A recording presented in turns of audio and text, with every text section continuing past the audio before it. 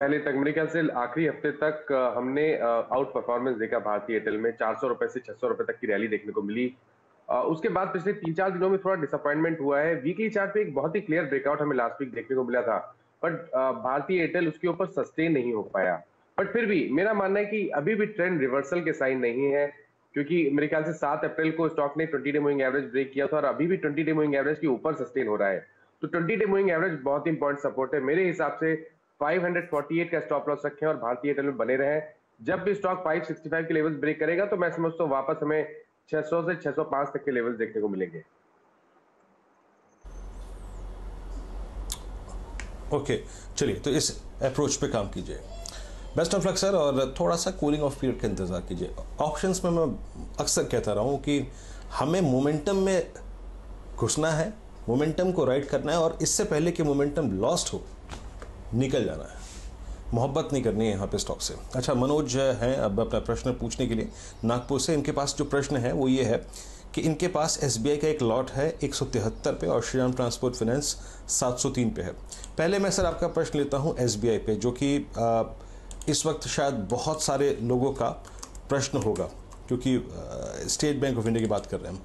160 ना जो pressure create हुआ है, आई मीन शॉर्ट कवरिंग का, उसमें नो डाउट एसबीआई ने पार्टिसिपेट किया है, लेकिन समहाउ उतना नहीं जितना शायद अपेक्षित था। बैंक निफ्टी आप देखिए मानस, करीब करीब 19,271 के स्तर पे ये अपने 20 डेमा से इस वक्त लगभग 500 पॉइंट ऊपर कारोबार कर रहा है, और वहीं पे आपका एसबीआई अभी 20 डेमा के भी नीचे है। वो शॉर्ट कवरिंग की गुंजाइश बढ़ाता है। आपकी अप्रोच कैसे होगी? 173 पे इनका ट्रेड है, ब्रेक इवन के लिए अभी बैठे या क्या करें?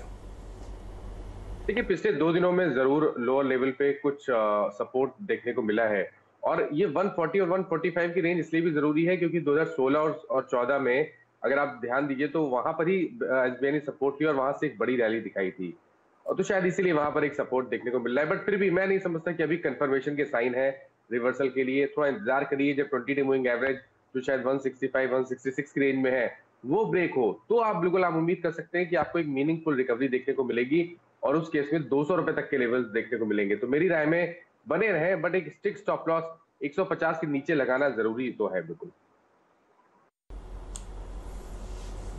ओके, चलिए। अच्छा, इस बीच मेरे दिमाग में अब एक ट्रेड आ रहा है, प्लीज़ डायरेक्टर साहब लेके आइएगा। देखिए, बैंक निफ्टी में अगर आप मेरी अप्रोच की तरह चल रहे थे तो 19,200 पे आपको प्रॉफिट बुक कर लेना चाहिए था। नहीं किया है तो at least 19,157 as per the spot stop loss लगा लीजिए। और ये बैंक निफ्टी पे कमेंट है। निफ्टी पे एटलीस्ट 9428 का मेरा 9428 पे ट्रेड कर रहा है डे हाई की ट्रैजेक्टरी में। कुछ नहीं तो कम से कम 9405, या फिर कुछ नहीं तो कम से कम 9390 का स्टॉप लॉस लगा लीजिए। अब आइए आप एक ट्रेड पे। देखिए, जो स्ट्रॉन्ग मोमेंटम है ना वो है इस वक्त बैंकिंग में, कोटक में। कोटक महिंद्रा बैंक एग्जैक्टली अगर आप देखें डे हाई के आसपास ट्रेड कर रहा है। मानस, मैं इस चार्ट को ना सुबह से रीड कर रहा था। देखिए, बैंक निफ्टी को एग्जैक्टली अगर आप देखें इस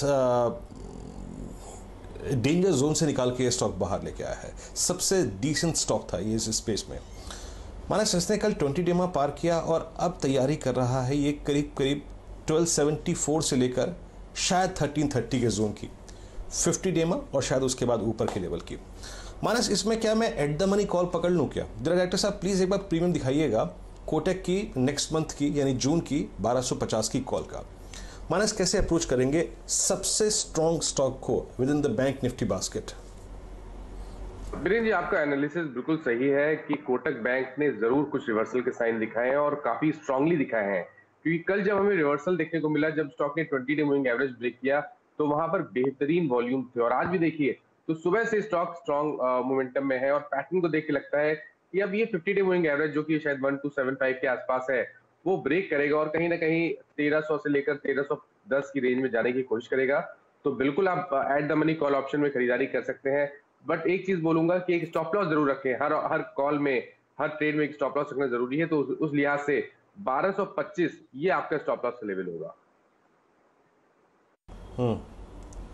ओके, याद रखिए हम यहाँ पे क्योंकि नेक्स्ट सीरीज में जंप कर रहे हैं, रोल ओवर्स हैं, रोटेशन हो रहा है, तो 1225 as per spot stop loss रहेगा कोटेक का। और याद रखिए ये जो कॉल है अब डे हाई पर है 58.80। आज के तारीख में मेरे को अगर कोई इंस्ट्रूमेंट लग रहा है ट्रेड करने लायक तो ये है कोटेक की कॉल 58.59 रुपए पे ट्रेड करती हुई। मेरी बेस्ट चॉइस है ये Kotak Mahindra June call with stop loss of करीब करीब 1225 की।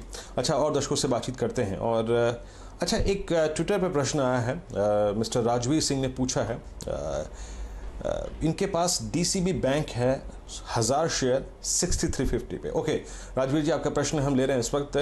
डीसीबी अगर आप देखें एक बार प्लीज़ डायरेक्टर साहब प्रीमियम इसका प्राइस लेके आइएगा। डीसीबी ट्रेड कर रहा है 63 पे। आई होप सर आपने परसों का ट्रेडर्स हॉटलाइन देखा होगा और हम इनकी मैनेजमेंट से बातचीत कर रहे थे और नंबर्स बहुत अच्छे नहीं थे और कोविड के चलते अगर आप देखें दिक्कतें हैं, ये मैनेजमेंट ने एक्सेप्ट किया था।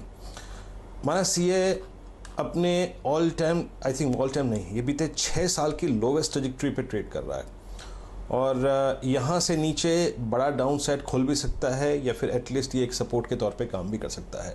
ये अपने ब्रेक इवन पे बैठे हैं, क्या राय देंगे आप इनको? देखिए, मेरा समझना है कि शायद हमें यहाँ से कोई मेजर डाउनसाइड देखने को नहीं मिलेगा डीसीबी बैंक में, और उसका रीजन बहुत क्लियर है। अगर आप पूरे एक मंथ का चार्ट देखिए, पूरे एक मंथ की एक्टिविटी देखिए, तो एक साइडवेज मूवमेंट देखने को मिल रहा है बड़े क्रैक के बाद, और काफी ज्यादा वॉल्यूम्स पिछले करीब 4 से 5 हफ्ते के वॉल्यूम्स आप उस पर नजर डालिए तो वहां पर बेहतरीन वॉल्यूम्स हुए हैं। तो यहाँ पर ऐसा लगता है कि एक्युमुलेशन एक्टिविटी हो रही है और उम्मीद करिए कि जल्दी ही स्टॉक 20 डे मूविंग एवरेज जो कि 69 के आसपास है उसको ब्रेक करेगा और शायद 85 से लेकर 90 की रेंज में जाने की कोशिश करेगा। मेरी राय में तो डीसीबी बैंक में बिल्कुल बने रहना चाहिए और अपने स्टॉप लॉसेस 58 रुपीज के नीचे रखना चाहिए। ओके, इस बीच आप देखिए मारुति